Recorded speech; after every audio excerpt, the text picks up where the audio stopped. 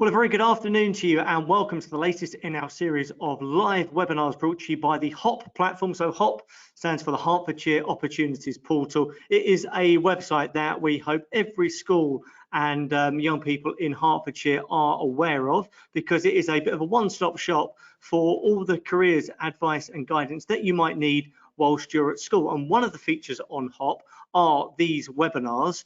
So on these webinars, we try and get together we have got together a panel of experts who can fill you in about a particular career, which today is going to be all around software design. So we're going to explore over the next hour or so, what does software design actually mean? What are the other words or phrases that may mean similar things?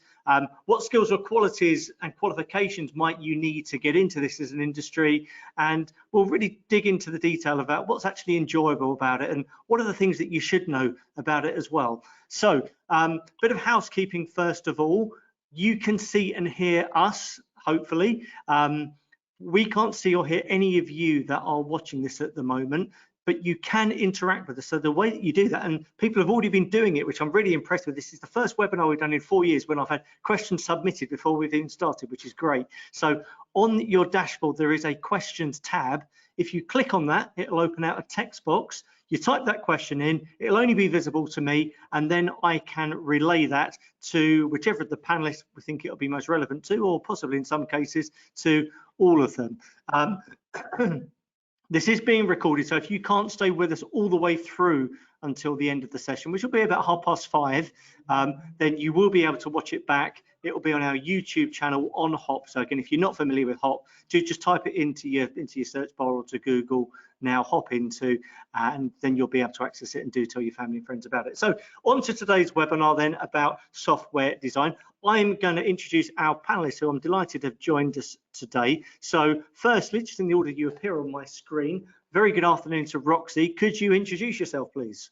Yeah, good afternoon or good evening, everyone. My name is Roxy, also known as Roxana, wherever you want to go by. I work for a company called Computacenter. I've been in the industry for about nearly 3 years now. Came in as a technical graduate. I'm an IT consultant, like working coding, but also I'm an IT consultant, so mixture of both. And yeah, I graduated at the University of Kent in 2021. And yeah, that's a bit about me. Okay, thanks very much, Roxy. We're delighted to have you. Then going around my screen, very good afternoon or evening, as you correctly said there, Roxy. It's getting a little bit dark outside. Well, let's just say hello to Chris. Chris, good afternoon. Thank you. Hi everyone. I'm Chris. I'm a developer at Flow.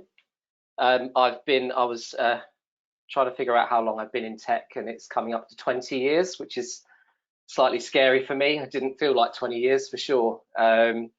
But yeah, I also ran my own agency for 10 of those years, so got lots of experience, not just in coding, but working with clients, planning projects and architecture. So yeah, hopefully we'll be able to give some good insight. Fantastic, thanks for joining us, Chris. I should just say, Chris will be leaving us about 5 o'clock. He has got a very exciting event that he's going to across county later this evening. So he will drop out at about 5 o'clock. And then very good afternoon and welcome back to these HOP webinars to Rob. Rob, good afternoon. Thank you for joining us. Hi, yeah, I'm Rob. I'm a lecturer at North Arts College, and I teach primarily computer science and software development, programming intros and so on, taking people on their first steps into this software development career, if you like it that way. So, sure. Cool. Yeah, we're very grateful for you joining us today. So look, first of all then, I suppose we better start with some definitions. So Chris, I'm going to come to you first on this one. Could you just explain to us, what do we mean by software design, and maybe what are the other phrases that may be similar to that either do mean the same or maybe mean something slightly different? Yeah, I mean, there is a myriad of job titles out there for software engineering. You could be a developer, architect, or an enterprise architect. There's all kinds of job titles that cover, and it's different in different companies as to what your responsibilities may be. But predominantly, it centers around writing code. So in my role, as a developer, I probably spend about 60% of my time writing code. And the other 40% of the time is planning. because working in a team, I work in a team of about 30 engineers, and we all need to make sure we're not treading on each other's toes, that we're all working to agreed patterns. We're divided into squads, and within the squad we will be building a feature together, and we have to do lots of planning meetings and divide the work in a way that is most efficient and plays best to the strength of each member of the team. Yeah, so it's a good mix. You know, there's long periods of time where you're working by yourself, writing code, but also lots of interaction with members of the team. You know, solving problems, coming up with ideas, and discussing the, you know, and also trying to be efficient. You know, we have this feature. What's the quickest way to get something up and running? How do we make it better? We have a big say in the direction of the product, as well as, you know, just, you know, we're not just building what we're told to build. We have a valid opinion in terms of the way things work. So yeah, it's really interesting from that perspective. So well, not just code. That picture that we've got on the screen now, I mean, that was me going into Google and typing in coding roles, and that's one of the first pictures that came up. I mean, how well does that represent what your day-to-day looks like? Are you sat there with 2 screens in front of you with lots of code in front of it? I've got exactly 3 screens in front of me right now, so that's pretty much spot on. I guess the big difference is that I'm working at home, and the pictures looks like it's in an office. And a lot of people I know, you know, software engineering, especially after the pandemic, has become predominantly remote. I go to the office once a week, and lots of people I know are fully remote. But there are still some companies that they're doing 4 or 5 days a week at the office. So again, it's a big variance from company to company. And also using books as monitor stands, I've been there before too. Right, let me bring Roxy in. So Roxy, I mean, first of all, can you just explain a little bit about Computacenter, sort of kind of where they are and what they do? And for you, what does your day-to-day look like? So yeah, Computacenter is an IT company, probably in the name. But yeah, we are a global company. So we have offices in the US, in the UK, our base office is in Hatfield, which I'm in right now. And we work with big companies like Tesco, AstraZeneca, like your big like Sky. So yeah, we work a lot with them. So for example, my day-to-day life would be, for example, I was on Equinity and we were doing some work with them. So we're doing a bit of PowerShell, which is like a scripting language with Windows. So doing a bit of work with them. So my day-to-day life is always different. So I'm usually not in the office. So today I'm in the office because I was like, I need to get out. And I was like, it's just kind of nice to have that bit more space whilst I'm doing this webinar. But usually I'm 5 days remote as well. I'm never really in the office. But yeah, my day-to-day life is very different. So one day I'll be just doing admin work, stuff like that. And the next I'll be coding. But it's very different because my work is kind of consultancy and projects. So I'll be on one customer, say Equinity, which I'm on right now, and the next customer could be like another, like a different industry, like Tesco or something like that. So yeah, no 2 days are the same for me. It's always different for me. So one day I'll be like on a customer call, I'll have a lot of meetings. I've got to consult the client on this. We can't meet the deadline. We got to do it another day, and then next we'll be actually implementing what they want. So yeah, it is very different. But like I said, Computacenter have been around. I've been at Computacenter for nearly 3 years. I know we're an IT company, but like I say, not a lot. You'll be surprised. A lot of people at the company are not technical at all. So yeah, if you were interested in joining Computacenter, don't worry if you're not technical at all, even if you decide not to go into the technical field. There's a lot of people at the company that are not technical. So yeah, I hope that helps. Sure. Okay. Chris, let me just come back to you. I think we've discussed before, you're about the same age as me. So probably what a software designer is now and what you do now, and probably what Roxy would have had an understanding of what software design was when she was going through school, is probably different to what software designing would have been or what you would have envisaged it being. So was this always a career that you wanted to go into from quite a young age?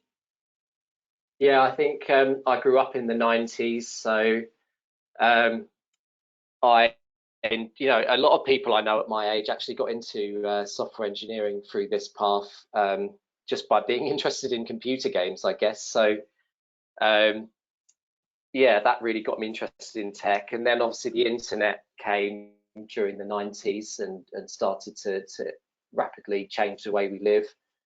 And that was really interesting to grow up.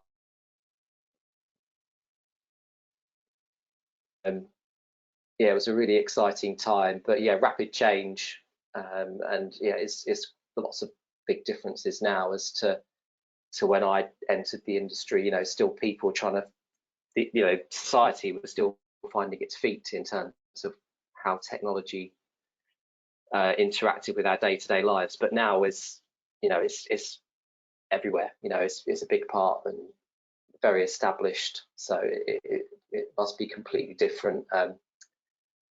Entering the industry today versus in the 90s for sure.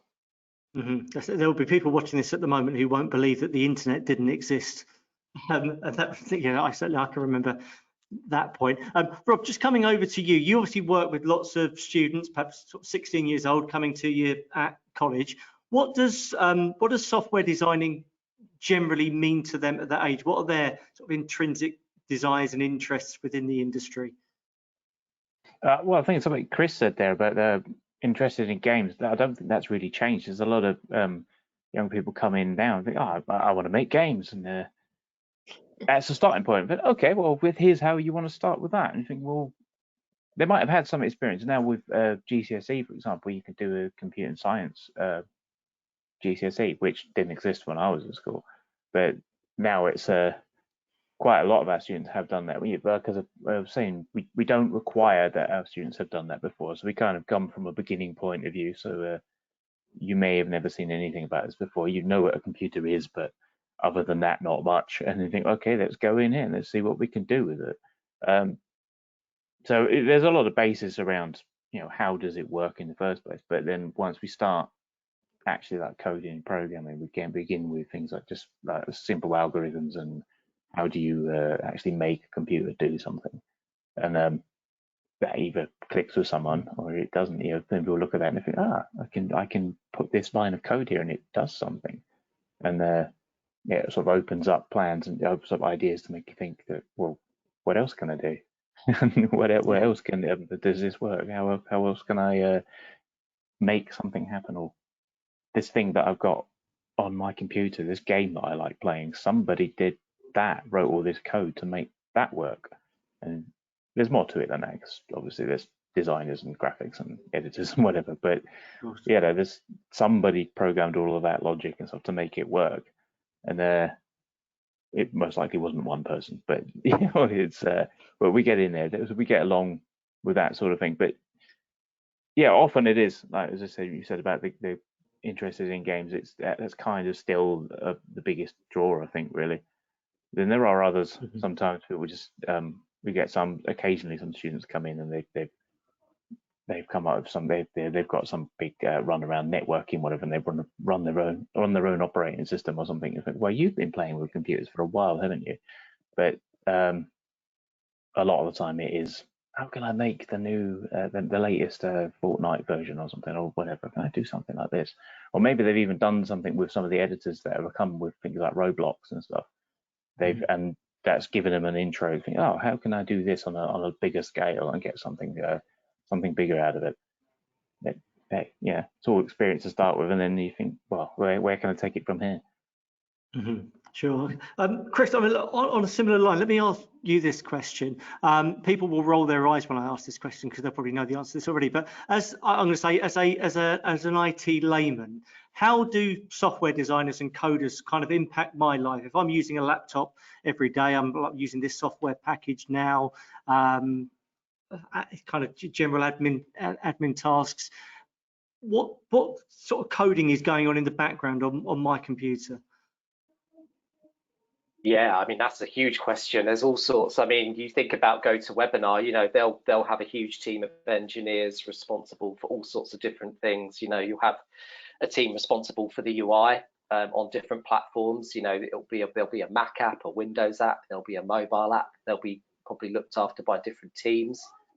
There'll be the back end side of things, and the transfer of all the video and audio over networks. You know, requires a lot of bandwidth, a huge amount of load balancing. You know, there'll be there's a lot of DevOps involved there, so architecture around how that kind of system works, and there are specialisms in all of those areas that different people, you know, as you come into technology, what most people do is they'll find an area of specialism and then, you know, really grow into that area. So let's say at my company and other companies I've worked with, there are people who I specialize in front end, which is UI, the front end of things, and I work with people who, you know, some people specialize in database design, some people specialize in architecture and security. You know, people, yeah, there's all kinds of interesting aspects, and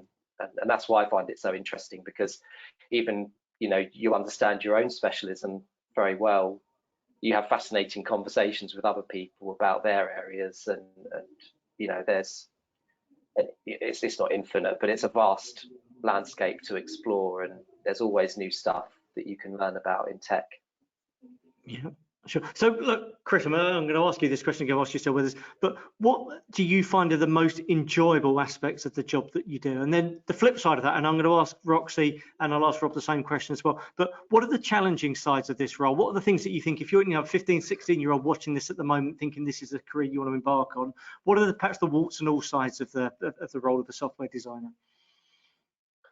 Yeah, I think the most challenging times of my career, I mean, I've been in, you know, I've had more difficult jobs in the past where maybe I was working on things that weren't quite as interesting.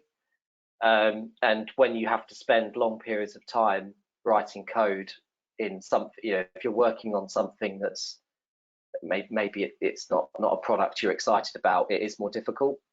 And I have worked at organizations where it's been like that, where, and even like the culture of the business is, you know, there are lots of people there who feel like it's just a job and they're not necessarily that interested in the impact of what they're doing. But if you're at a good company, and right now I'm really loving what I'm doing at Flow, it's not just about the technology, it's about what the company's doing. If you buy into what the company's doing and the mission that we're on, I find it every day breezes by and it's really enjoyable. I think it's the challenge is when, you know, because everybody needs a job, and if you get into a job where it's not, the culture isn't as good, software engineering can be tedious sometimes. But yeah, it does vary. But in most cases, I've found a way out of that, even if it comes to moving jobs. But yeah. Sure. Okay. Look, Roxy, you're fairly recently into industry, at least in comparison anyway. What do you find the most enjoyable, most challenging parts of the role? I'd say like the practical side. So I'm quite a practical person, so I like learning new things with programming languages. Obviously, I think that's the challenging side is actually learning a new language. It's not going to come like straight, like just there and then.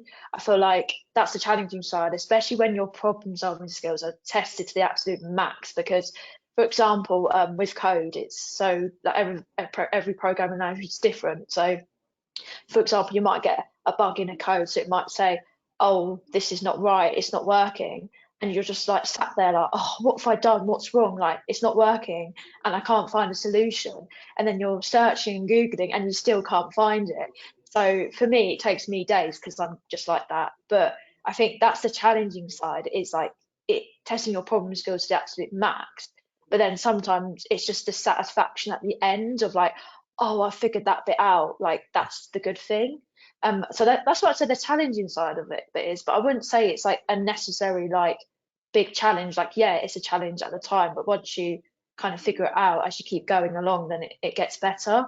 But yeah, the aspect I like about the job is like definitely learning new things all the time, which yeah, it can be overwhelming at first, but I feel like it's a nice thing about the job. So yeah, that's what I'd say. So yeah. Great. Yeah, I think Rob, again. I was gonna say, Yeah, sorry. Go on. I was going to say, I think that's a really good point. And if you're at an organisation that supports that learning curve, then you're in a really good place. I think that's a really good point. 100%. Yeah, because 100%, like Computer Centre are really good. They give us a platform for a lot of like training tools and let us take exams for free, which is really good. And I feel like you definitely need a company like that support you in any aspect you do. Like I'll be doing something completely different to my industry, but then it's like it's kind of good because I say with IT in general, even I know I'm going a bit off topic with software design, but it's Gareth's dropped. He's back. But yeah, like I said, it's one of those things where you just have to keep learning and keep going and keep learning different things. And then if you find something that you like, then you like. If you don't, then you don't. So yeah. Yeah. Okay. That's really insightful. And perhaps let me just flip that question over to Rob as well. What are the areas that your students perhaps find challenging, whether that's on a technical level or when they're learning a little bit more about what this would look like as a career? Are there bits of it that maybe they weren't as aware of as you'd like them to have been? Yeah, on a technical, I think, as Roxanne said earlier, it is a difficult thing to learn. So if you're completely new to it, it does take a while to get there. For a while, you are going to be staring at a screen, just thinking, "I have no idea what's going on. This is," but it will. You keep at it, and you do fall into place, and then the light bulbs turn on and stuff, and you think, "Okay, I see what's happening here." Like as you said about frustration of not seeing what the problem is. Something doesn't work the way you want it. You know what you wanted to do, but it's not doing that. And you know, huh? But then you figure it out, and that's something that I see in students in classes all the time, and just thinking, "Oh, I figured this out. You know, it works," and they're very pleased with themselves and thinking, "Oh, look, I've done this," and then you apply that elsewhere. Next time they come across a similar issue, they can solve it much quicker because they know what happened last time, or they know they can apply that to even in different languages. I do try to import different languages. We tend to use mostly Python in class, but I do introduce other languages as well because there are lots, and you're never going to know all of them. But there's going to be, the more you can see. But mainly what we do in our classes, I try to teach is more of the concepts that we look at. How does this work in just problem solving in general, and regardless of what language you're using, you can then apply that thought in a different way. It was any job you get, if you come out of college, you get a job somewhere, it's most likely there will be another language that you've not met before, or there'll be something that oh, I never programmed anything in that code before, and you're just going to have to learn something about that. No matter how well you did in the class, there will be something new that you haven't come across before. Sure. I think it's just prepping people for that. You know, having the young people to realize that I'm not going to come out of this as an expert. I'm going to learn basics, and I'm going to find. Then I'm still going to be learning for the next 5 years or so, or even longer, perhaps, in industry before I'm actually call myself like a lead programmer, an actual genuine programmer. Yes, I know what I'm doing. Any job, it takes time to find your feet and settle into the role and think, yeah, this is good. Sure. Good. Okay. Look, we've had a few questions that have come in already. So look, Chris, I'm going to ask you these because I know you're leaving us in a couple of minutes. But both Rob and Roxy, do feel free to give me your thoughts on this as well. So Chris, and we've just spoken about coding languages, but what are the go-to coding languages? Yeah, this is a really good question. I would actually say there aren't any. And that is because I've always held the belief that you should start with the problem or the thing you're trying to do. What are you trying to solve? What are you trying to achieve? And find the best technology to do that.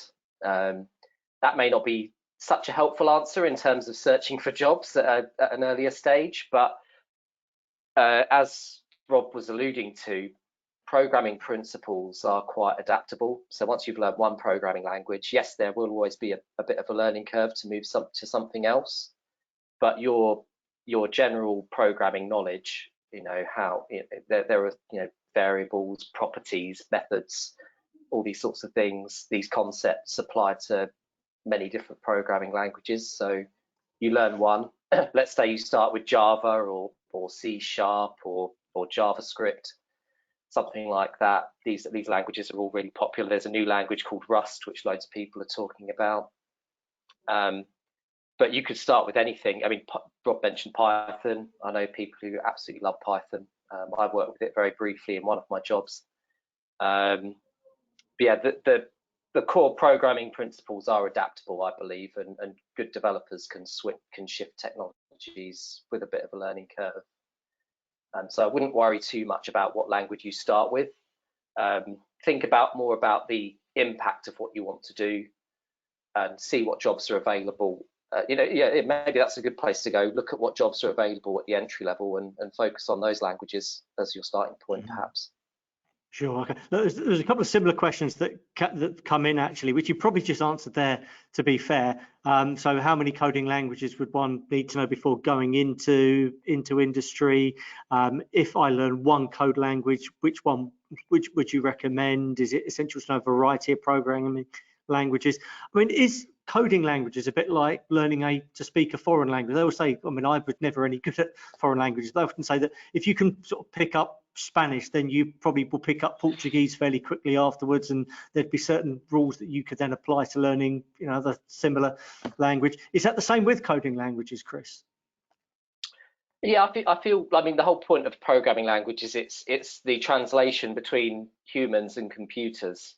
So good code reads like English, and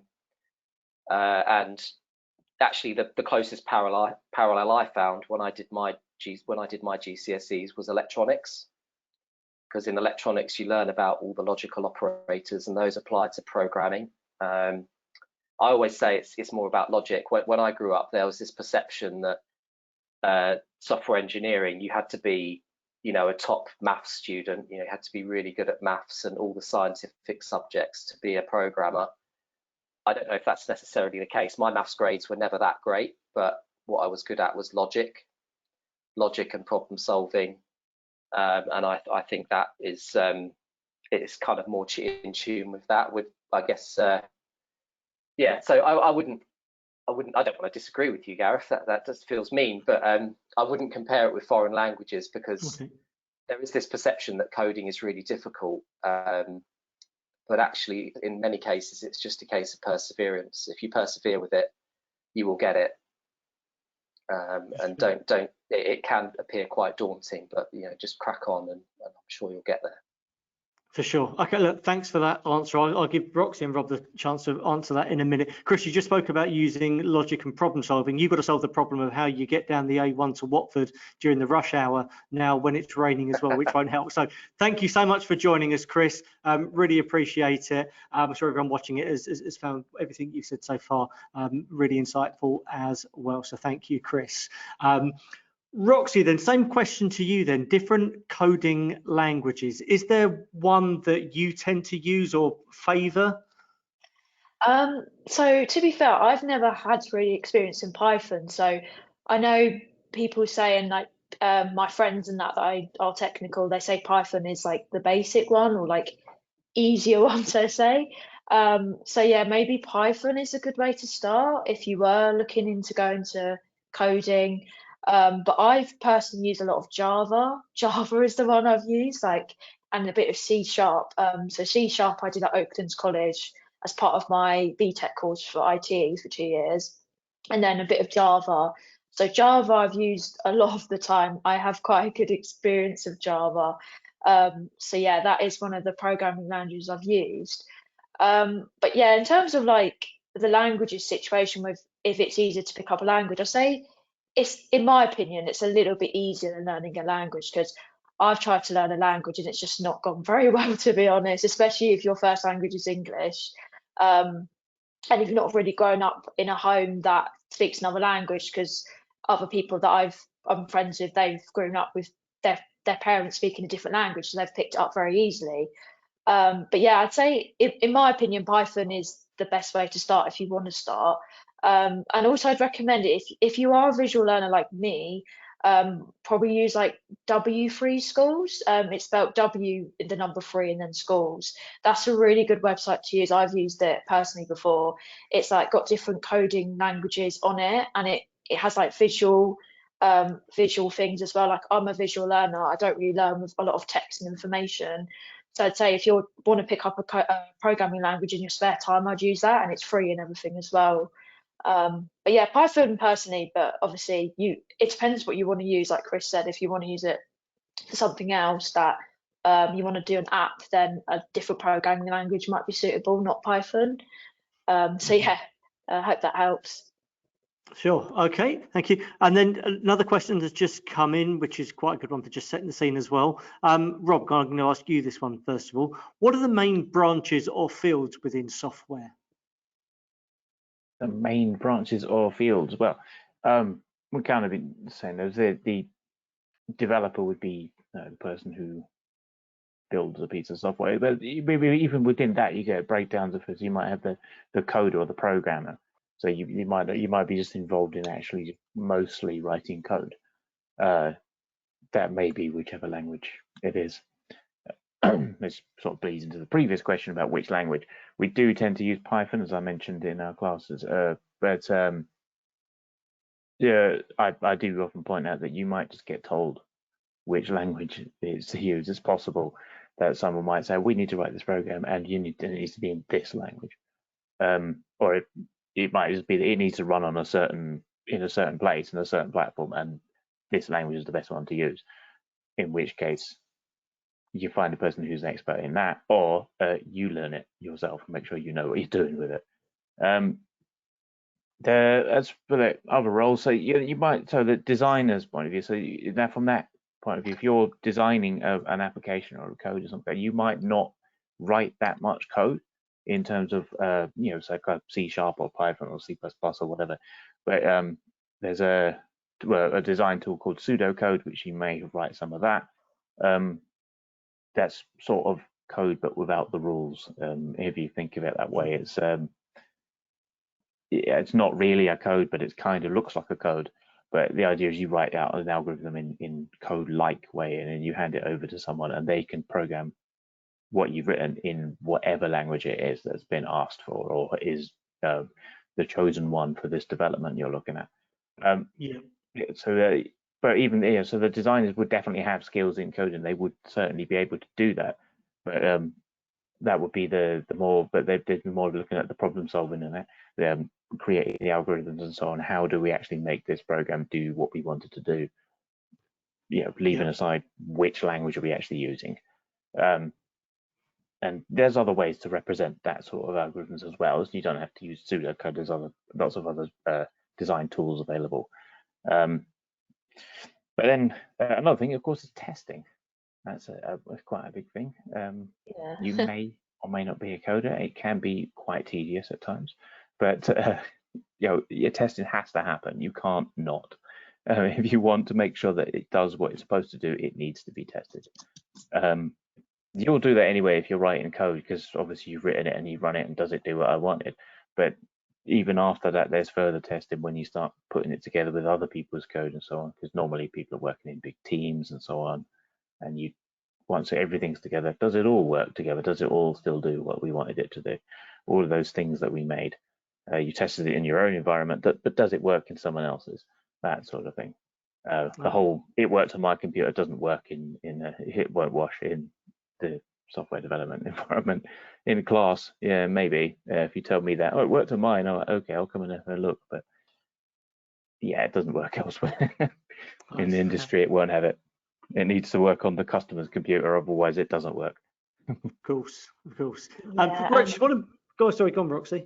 Sorry, yeah, just quickly, I get with Rob, we did even mention the testing part. Yeah, that's like I said, it's the most important part. Like, for example, if your code, it seems like it's working and you test it, and for example, if you've made a button and it don't work, then you're just like, okay, well, and you give that to customer and it doesn't work, then they're going to come back to you. So yeah, like I say, testing is one of the important parts of being a coder, really. And I can't believe we forgot to mention that as well. So yeah, that's, yeah, like I say, it's very important to test your code.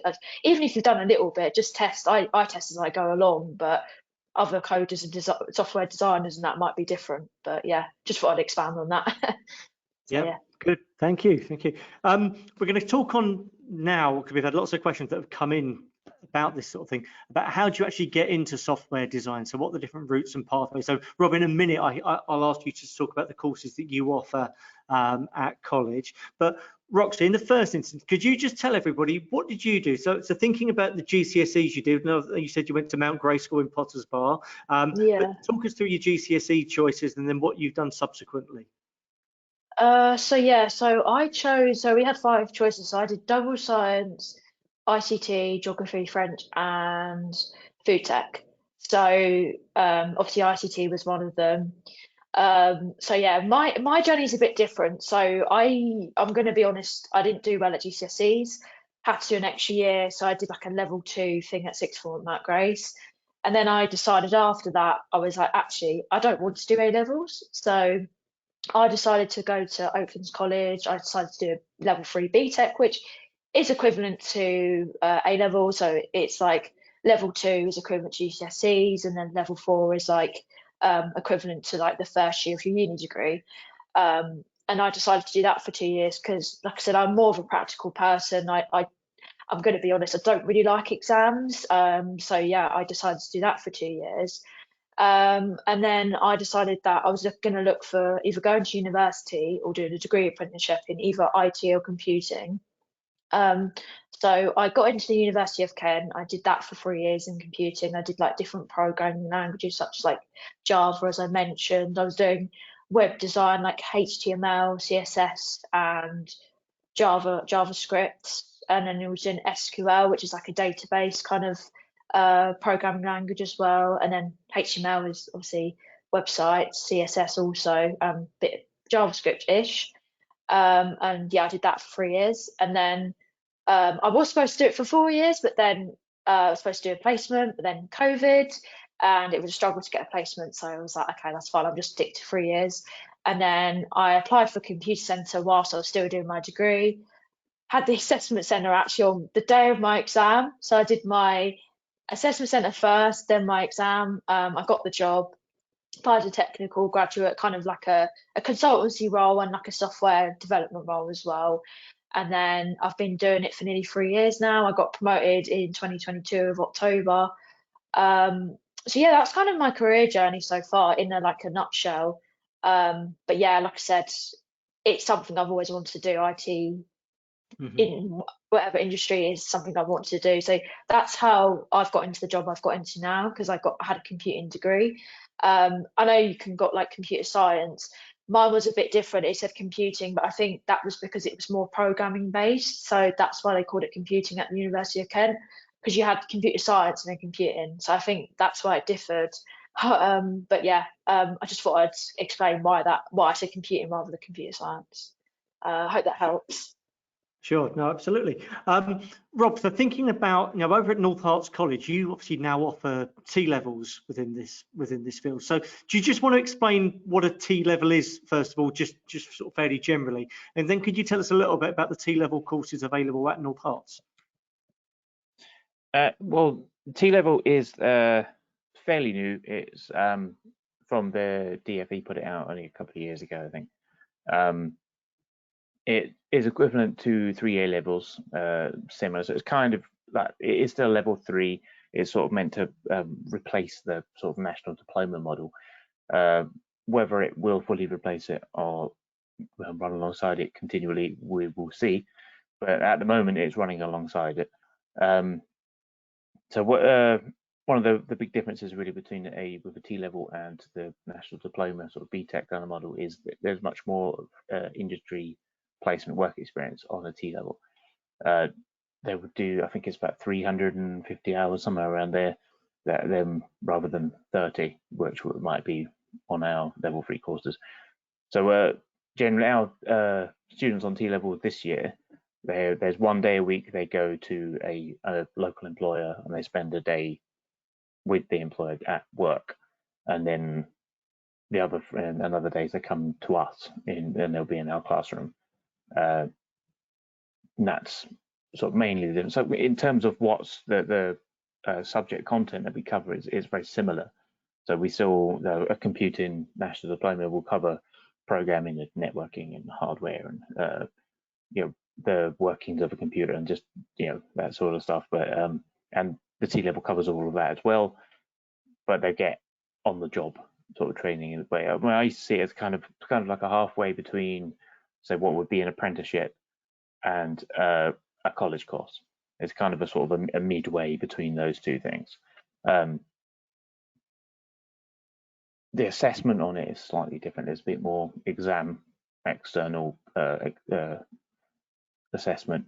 Not all just sit down and write an exam. I think there is a bit of that. There is actually a bit of that, but most of it is a set project. So you'll get a project to do, and it will be, you've got this amount of time to do it, and you have to do it in certain conditions and so on.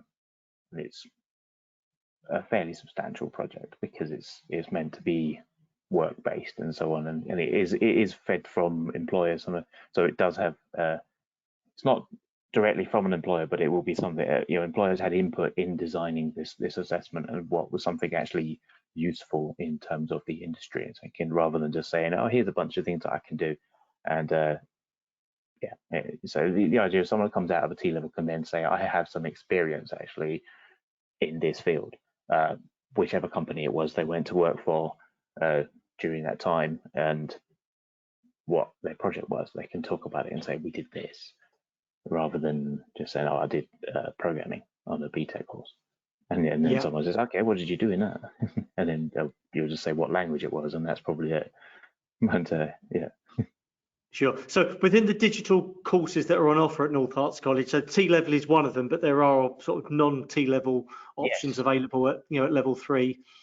So we do at level 3. It's a national diploma. We do one of those. It's actually a OCR Cambridge Technical, which will be starting in September, which is the same as a BTEC, but just from a different exam board. So it's not Pearson, it's OCR.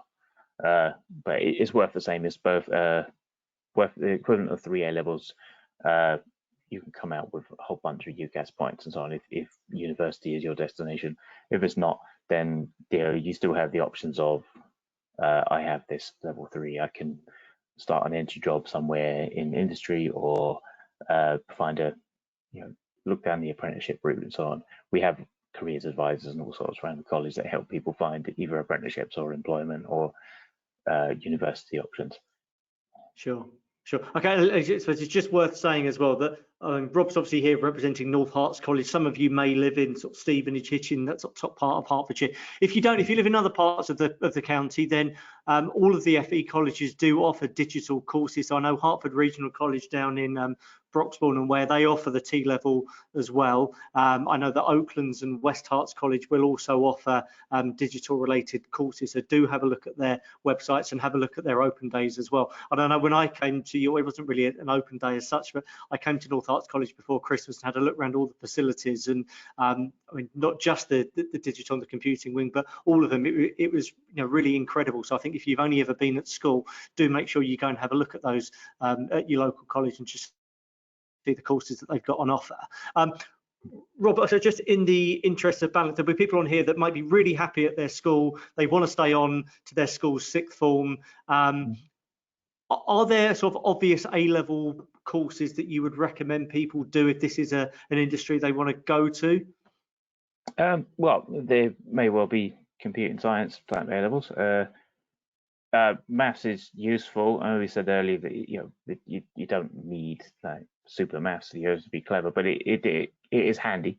I tell my students all the time, you don't have to be a whiz at maths, but it is handy. I actually got better at maths when I started programming, because I wasn't that great at it when I was at school either. But once I started doing some of the actually learning some programming stuff at university, I thought I understood a lot of maths a bit better. There are that sort of stuff. It's so any computing related, any that sort of thing. There's not in that much, not particularly like you needed to do it, because a lot of universities, if that's the age you're looking at, they will take you from this beginning point of view anyway. Most of the time in year 1 in university, they'll have an intro to programming course on the first year or something similar named, but they will expect, or they won't expect you to have prior knowledge of programming and so on, because some people in the class will, some won't, and they just say, okay, here's how it works from the beginning. It's obviously a bit easier to pick up if you did have some previous experience, but if you don't, then yeah, you just work a bit harder because, well, you're an adult at that time, so you should be able to. Yeah. So, Roxy, I mean, you obviously had a good experience at Oaklands College. It set you up with really well to go into the career you've got. But if you were to go back, would there be any subjects that you wish you'd have perhaps studied at A level that really would have helped you now? I don't think so, to be fair, because obviously at the time when I was when I was 16, I was like, oh, all I want to do is A levels, A levels. And when I started doing it, so I'm 25, so I started my actual A levels in September of 2016. Like I said, I had to take an extra year out because GCSE grades weren't the best. And then when I started doing my A levels, I was like, actually, I don't enjoy doing this. And I was a bit worried because I was like, oh, I don't know if I can do this. Like, I'm at the start of September. And then it was actually my sister who said, oh, look, they've got this course going at Oaklands College. I think it'll be better for you. And I just went to one of the induction days, signed up, and then the rest was history, basically. Did 2 years at Oaklands. Got really good friends I'm still friends with now. In fact, I'm meeting up with them tonight after work. And yeah, like I say, I don't regret the decisions I made. At the time, I was a bit like hesitant, but I think I'm glad I didn't do A levels because, like I said, I'm not the best at exams. And at the time, BTECs were just coursework based. I think they're not like that anymore. Correct me if I'm wrong. But yeah, I think okay. But yeah, I don't regret doing Oaklands. I think I really enjoyed it, and it gave me more programming experience because at school I did ICT, which wasn't programming based, so I learned more. But I actually picked up programming at Oaklands College. So yeah. Okay. Rob, just thinking about the other end, so your destination. So we had a question that's come in here. How difficult is it to get a degree apprenticeship in software development? So a degree apprenticeship's often routes that your students look to? We do usually get some people wanting to look at that. To be fair, they are a bit more difficult to get than a standard degree course. Well, partly because not every university offers them. And well, you need an employer on board and so on. So just the nature of it means there's going to be fewer of them. We do have contacts with some colleges, some universities that offer them, and we can point people in those directions. And obviously, we get representatives from those universities coming at certain times of the year to meet our students, and it's just the option is put there. But yeah, to be fair, it is more difficult to get into, just mainly because there's just fewer of them. There's not so many. Generally, they probably want you to have higher grades because that's an easy way for them to just cut a list down. That's the way it goes. Roxy, what about a computer centre? I know you offer degree apprenticeships, but specifically within software development? Yeah, I do agree with Rob. It can be hard to get a degree apprenticeship, even at computer centre, even at different companies. We do offer degree apprenticeships, and we do offer a range of just normal apprenticeships as well, like level 3. And it like I said, we do offer degree apprenticeships. I think there is more of them now than there was maybe 5-10 years ago. But yeah, they can be quite hard, especially when I was applying at Oaklands College. That was like now 5 years ago. It was difficult, and then I just decided to go to uni in the end. But yeah, we do offer degree apprenticeships. Obviously, Gareth at the end it has the links on the PowerPoint side and all that, and we can provide that for you. But yeah, definitely look around. I'm trying to think of websites at the top of my head that you can have a look at, but I'd say just take each step at a time. Like, definitely open your options. Don't just say I want to go to university or I just want to do A levels. I'd say definitely open your options, because I regretted that at the time when I was 16. I said, oh, I'm just going to do sixth form. So definitely, as an advice for everyone on this webinar, just keep your options open. Don't just decide, oh, I just want to do that, because I feel like there's so much out there that you can explore. So yeah, I hope that helps. No, that's great. I think that's really good advice. Yeah, definitely have a look around to see what options are available. Look at your sixth form. Even if you're not thinking about it, take a look to see what offer there is there. check your local colleges, all of the ones that are nearby. Although they do offer the same courses, some of them will be slightly different. You might just like the area of one of them better than the others, possibly. It's always check. You're going to be spending at least 2 years doing it, so make sure you take your time over that decision. Yeah, absolutely. Rob, question that I'll ask you, which is, if I were to apply to a top computer science university, what could I do to please the university? So is there anything that you'd be advising students, things they should be putting in personal statements? Should they have a portfolio? In the question, it was like, as an example, should I make an app? What's going to make someone stand out, do you think? Well, in terms of what to include, I mean, there is a dependence on what subject you're applying to. If you're applying for a particular specialism to a university, then yeah, a portfolio might be helpful. You can't really include that in your UCAS application, but you can point to it. You can say, I have a portfolio available, and then they can ask for it. But other than that, the main thing first is grades. And that's the first thing they look at. They say, oh, we have a certain entry requirement and it is this many points, and if you can get more than that, then that puts you in a good grade to start with. And say, oh, you've got more than we require. Are you so basically when you write, usually what you put in a personal statement is, why do you want to do the course? Why is it interesting? What interests you in here? Why are you looking for this particular area? The more there's kind of a sort of a creative right in that sense. Why do you sound good? Why should they take you? And basically, you get to sell yourself, and the better you are at that, or the better your advisor at your college is, they're helping you write that out. Then maybe it'll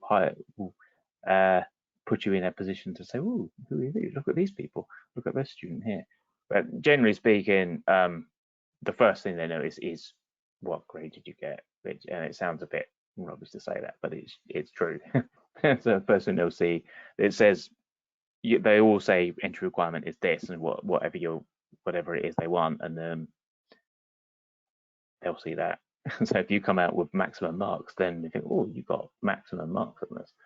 Not that that's easy to get. To get absolute top mark is not that straightforward, but people do it.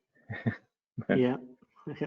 Roxy, having been through the process sort of fairly recently yourself, and I dare say you have a few graduates that have come into Computer Centre that your colleagues now, but what do you think a top university would be looking for when it comes to, like, specifically computer science is the question there, and what would you do, or what would you recommend to try and impress them to get onto that course?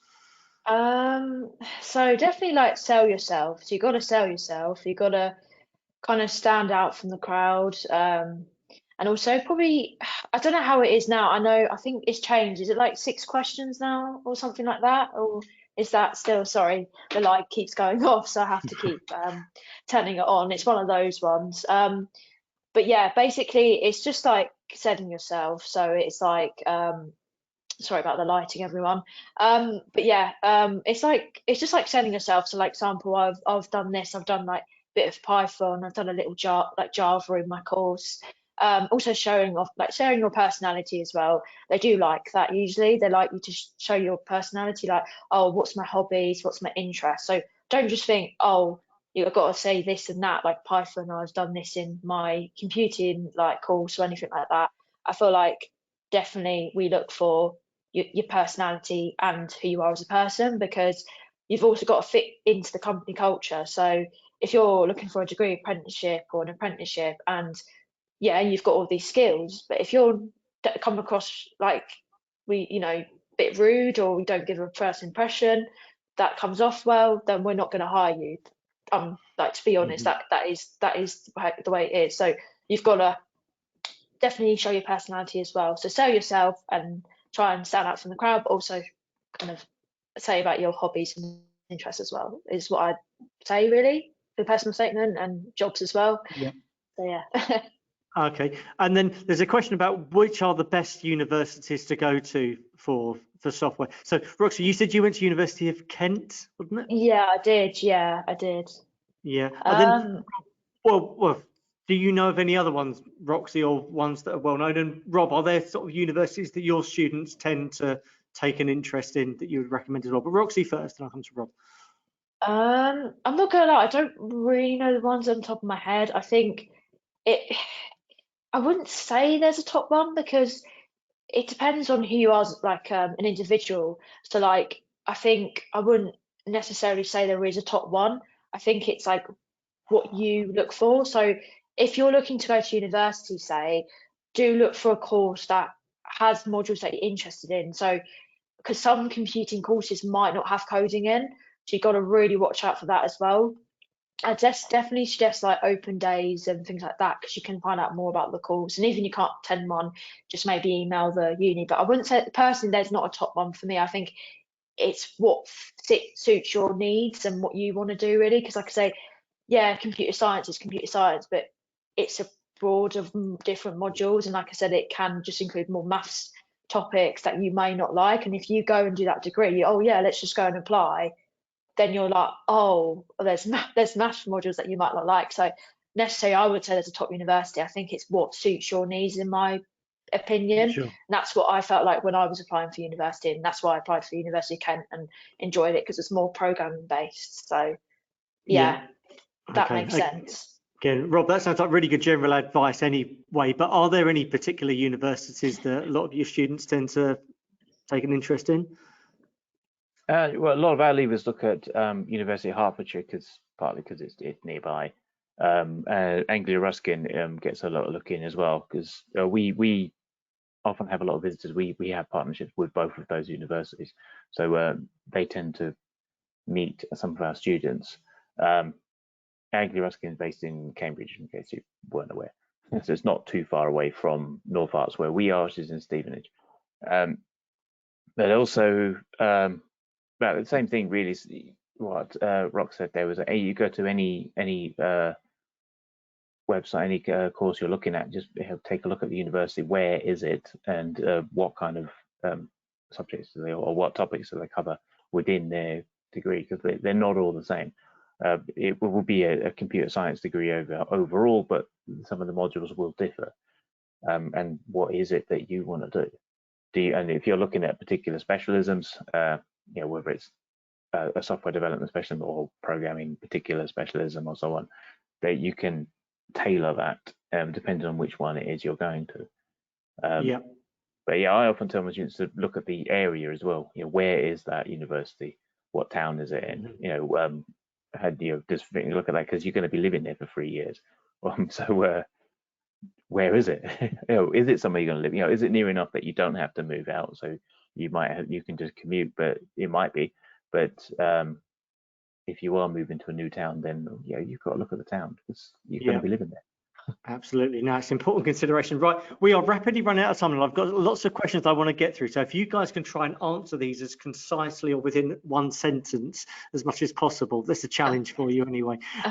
Okay, and these kind of all link to prospect for software design and what's the future of this industry. So question for Roxy, well, don't answer this one personally, but how much money do you get? Is it a well-paid job? Is there lots of demand for software designers out there?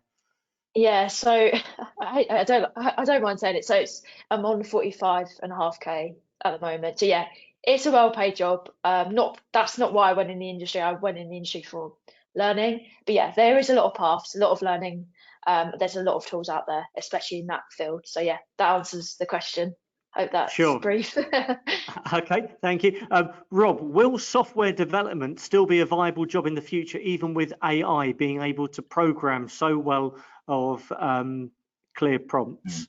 Now, that's a really good question. Short answer to that is yes.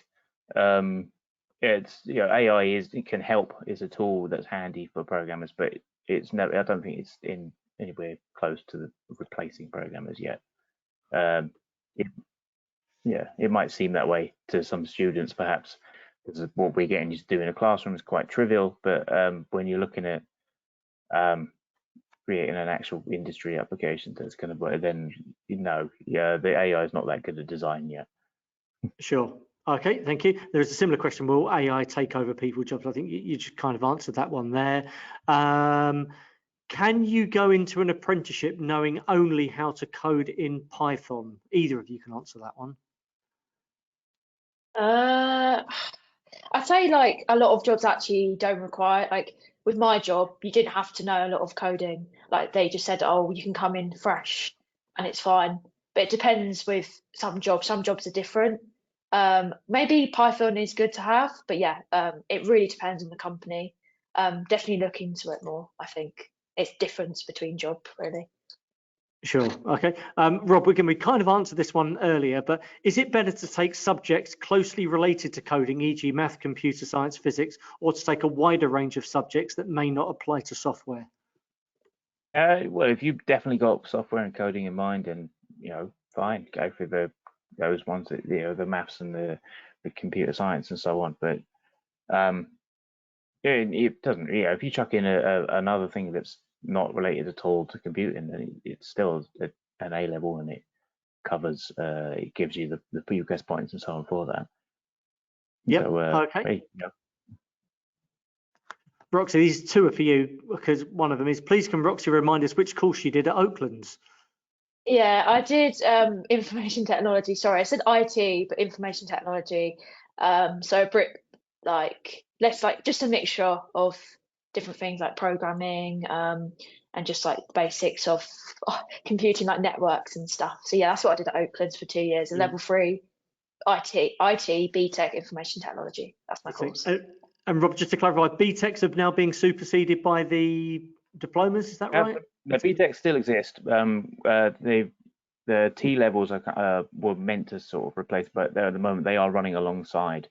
Okay. We'll see with the new DFE, the Department for Education, if they actually do take over BTECs. I don't think they will, because there's been other stuff that's meant to do that before and it's never happened. So BTECs are still here.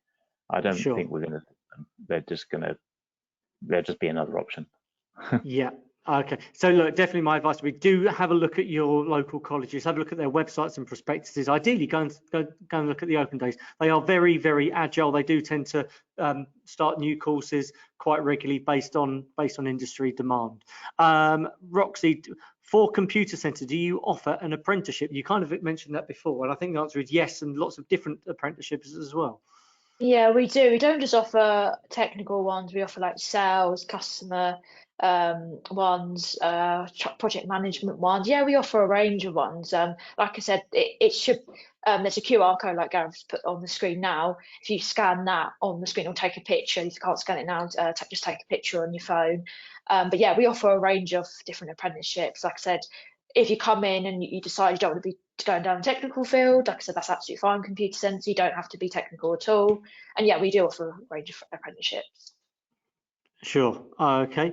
There's a question about international universities. I mean, Rob, do many of your students go and study internationally? So, like, specifically, someone's asking about the University in Tokyo. Not, we don't have many. There have been a couple of students that have moved away to somewhere else and they've gone to university there, mainly because they have family that lives there in whichever country it is, and then they've gone to a university there. But not Tokyo. I've not known anyone who's gone there, but it's a rare thing. There are a few students who have done that, but mostly not that far. Mostly go to Hertfordshire or ARU or North London somewhere. Sure. Okay. Roxy, which IDEs are common in the workplace for developers? You have to tell me what an IDE is. Oh God. I'm trying to. I think I can't remember what it stands for now. Actually, my mind's gone a bit blank. Integrated development environment. That's it. Yeah. I'm trying to expand on it. Probably Rob's better at expanding than me because probably best coming from him, I think. Well, I can say one was some that we use in the class. We tend to use VS Code. It's that's a Microsoft one, Visual Studio Code. That covers quite a lot of bases. You can use that to use lots of languages will work in the same environment. There are some that work specifically with one language, but we don't often use those because that sort of locks us into one place. We tend to use ones where we can switch different languages in. There's some others. There's a popular one called Eclipse, which was around for a while. I think it's still about. I think that's still growing. It kind of overshadowed NetBeans, which is a very similar thing. That I think that was more to do with Oracle buying out Sun, but yeah, politics between companies. Never mind that. But yeah, there are loads, and to be honest, a lot of coding, it doesn't really matter that much which one you use. If you prefer one over another, then great, use that one. It may be that when you go to industry, there is a preferred one within that company, and say we use this. And if you're not familiar with that particular one, then you have to take a little time for familiarizing yourself with it and just think, okay, here's how it works. But you can use most of them. You can switch. You can plug in a new language and just say, I'm using this one. I'm using Python, and it's okay. That's Python. I'm using C++. Okay, that's C++. You just install the plugin for it to say, so it can read it. It can understand it. Okay. Thank you. Right, one more question I'm going to ask, and it is, as a 15-year-old, so I'm guessing probably year 10 or year 11, what work opportunities can I find? So what I'm supposed to say, formally you have to be 16 or have your national insurance card before you can start working. But I mean, perhaps whilst studying, Rob and Roxy, which I'm sure you both recommend people to do, is there good experiences people can gain within software design, whether that's formal work or whether that's something you're almost doing as a hobby that you'd recommend? Yeah, I'd say you can try and do work experience. Like I said, when I was about 15, I was in like year 10, so I'm assuming they're in year 10. I don't know, I don't want to assume, but yeah, I did work experience. Obviously, it was different, kind of totally different from what I wanted to go down, but I was like, it's work experience. But yeah, they normally, like, I know Computer Centre try and offer work experience, so we usually, unfortunately, I think it's from like 16 plus we offer work experience. We do like a week in the Hatfield office where we show you around the building, give you a tour, and work with our vendors like HP and Dell, and we give you an insight into Computer Centre. We might have a day in the life of a software designer, a day in the life of a salesperson. So yeah, I think work experience is a good way to go down because it's just a week in the industry of like the workplace, especially when you're 15. I feel like obviously you don't have your national insurance yet, so work experience is a good way to go down for a week. And like I say, you can put that on your CV because it's experience at the end of the day. So yeah, work experience. Definitely ask your family, friends if they can offer you work experience, because most of the time they can, especially at your age. So definitely ask that question if you can. That would be good. Yeah. No, even check with your school, because your work experience is often a thing that's included within your school at some point. They want you to go and do some work experience, usually in year 10 or year 11. Where they speak to the coordinator, whoever it is there, they might be able to find you something that's up your street, so to speak, that you want to do. Obviously, the school's limited in whatever they can find, but they can at least help you, maybe point in some directions, or maybe give you ideas of who to call, where you can get in, and so on. There's no harm in asking. So you can call up any company and just say, hey, can I come in for a couple of days or a week or something, or whatever, and they might say no, but it doesn't hurt if they say no. Then at least you can say, okay, well, I'll speak to someone else. Yeah. Good advice. Okay, well, look, I think we're going to wrap up here because we've gone over time here, and that's partly because of the fantastic questions that we've come in and the incredible amount of detail that both Rob and Roxy have gone into with their answers. So thank you for all of you, particularly those of you that watch this live and you contributed to it. I may not have asked every question verbatim as it's come in, but hopefully we've covered everything, and we've given you lots of answers. If you do have any feedback about how this webinar has helped you, please do type it in the questions box. We always like to use that feedback. That's really helpful for us, so do put that in there. Just before we go, I just want to remind everybody to make sure they familiarize themselves with HOP. We record a webinar like this pretty much every week, and we have been for about the last 3 or 4 years during term time, so there's over 100 of these now. That QR code in the top will take you straight through. We've done some related ones. So we ran one on website design. That was one you were on, wasn't it, Rob? Earlier in the academic year. We cover all sorts of different topics. topics. So we've done one on film and TV and prop design. We've got one coming up about working in air traffic control. Next week we're doing one in careers in legal. So there's something on there for everyone. So do have a look at our menu of virtual webinars. Do tell your family and friends and tell your teachers about it as well. We want them to be more aware of it as well. So thank you so much to Chris, who left us a little bit earlier, but thank you particularly to Rob and to Roxy for sharing their time and insights with you today. It's been really, really helpful having you on, guys. Thanks ever so much. Yeah, thank you for having us as well, Gareth. Appreciate it. Cool, thanks, Gav. Pleasure, thank you. Wishing you all a very pleasant evening. Goodbye. Bye-bye.